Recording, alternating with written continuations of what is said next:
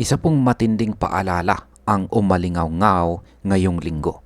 Ayon po sa isang kilalang crypto author, napakalaking pagkakamali raw ang mag-panic sell ng iyong XRP, lalo na ngayong may dip sa presyo.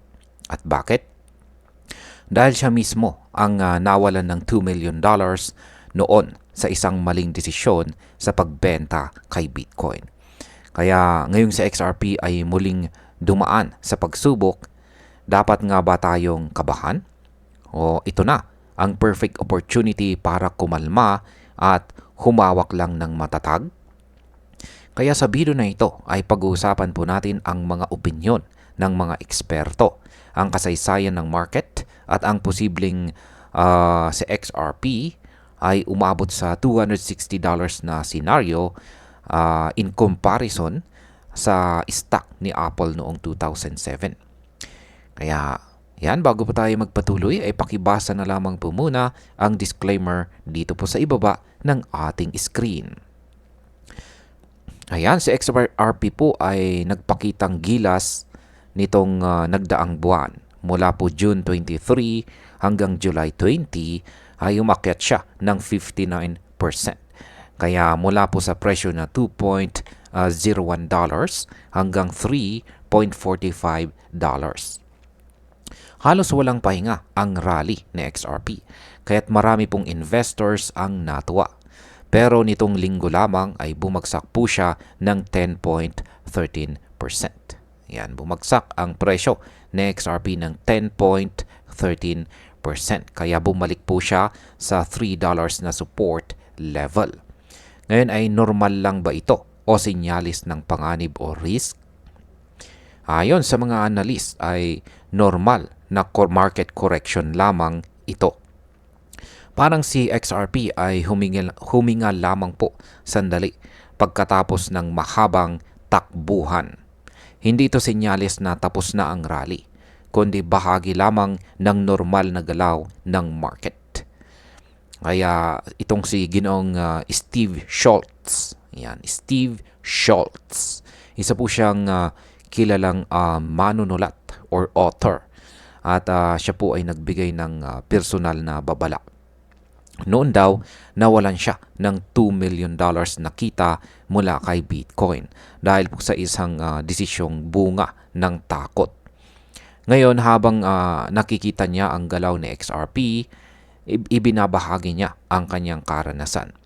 Ayon po kay Ginong Steve, ang paggalaw ni XRP ay minsan pataas, minsan pababa. At ito daw po ay natural lamang. Hindi ito dahilan para mag-panic sell. Ang tunay na talo rito ay yung mga hindi naghintay. Yung ibinenta si XRP habang natatakot. Dahil kung titignan po natin ang kanyang long-term potential, baka pagsisihan mo ito habang buhay.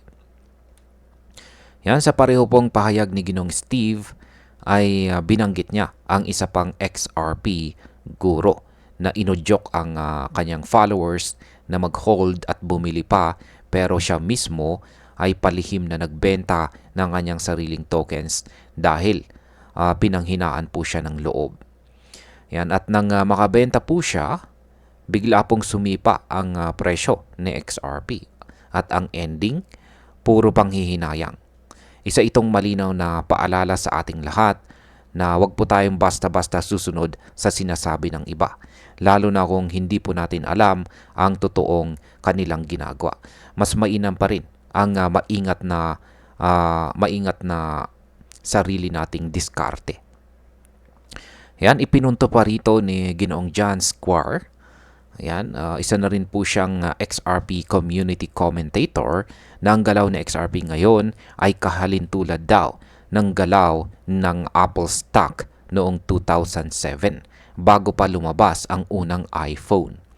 Noong panahong ito, ang presyo po ng Apple ay nasa $3 lamang kada share. Pero matapos po ang mga taon, ito ay naging $260 noong December 2024. Halos 8,556% ang gain. Sabi naman ni John, kung sa XRP po ay maglakad sa kaparehong landas at umabot sa $260 ang isang investment na $15,000. Yan, $15,000 ngayon ay pwede pong maging $1.26 million. Kaya magiging malaki po ang magiging outcome nito. Hindi man tiyak ang hinaharap, pero kung sakaling mangyari ito, hindi ba't sayang kung binenta mo agad si XRP dahil lamang sa takot? Ayon naman po kay XRP Junkie. Ayan. Ang 16% na pagbagsak sa presyo ni XRP ay normal correction lamang. Dapat daw ay huwag tayong mag-alala dahil umakyat pa nga sa XRP ng 92% nitong nakaraang 30 days. Mula po sa presyong $1.95 hanggang $3.66. Ang ganito pong retracement ay bahagi lamang ng healthy market movement.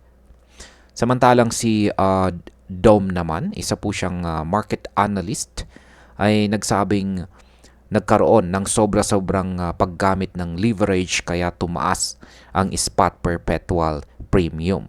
Nang sumipa po ang presyo, marami ang nalugi sa mga over-leverage trades. Kaya bumagsak din po ang open interest ng halos $1.3 billion. Pero ano naman ang ibig sabihin nito? Ang ganitong pag-reset ay nakakatulong po sa mas malusog or mas healthy na galaw ng market. Naalis ang mga posisyon na mahina ang pundasyon.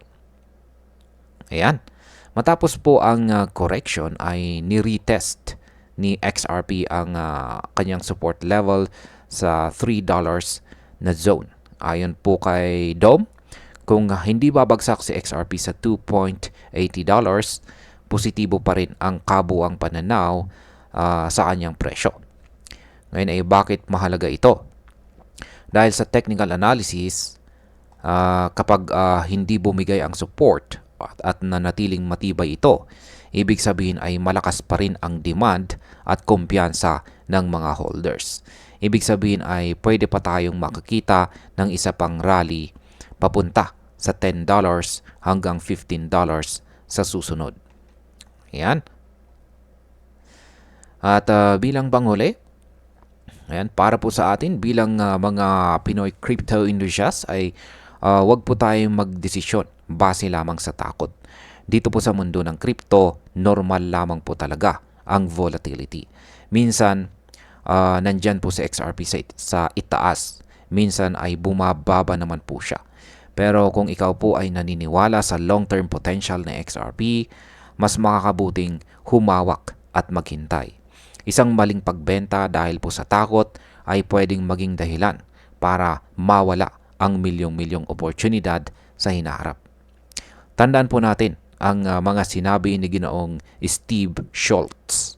$2 million ang nawala sa kanya dahil hindi po siya nakapaghintay kay Bitcoin. Huwag mo nang hayaang mangyari rin ito sa iyo. Panatilihin ang tamang mindset, aralin ang galaw, at higit po sa lahat ay maging matatag dahil sa crypto ang matibay ang siyang nagwawagi. Ren, hanggang dito na lamang po tayo sa video na ito mga ka-crypto. Marami pong salamat sa panonood. Ingat po tayo lagi at God bless po sa ating lahat.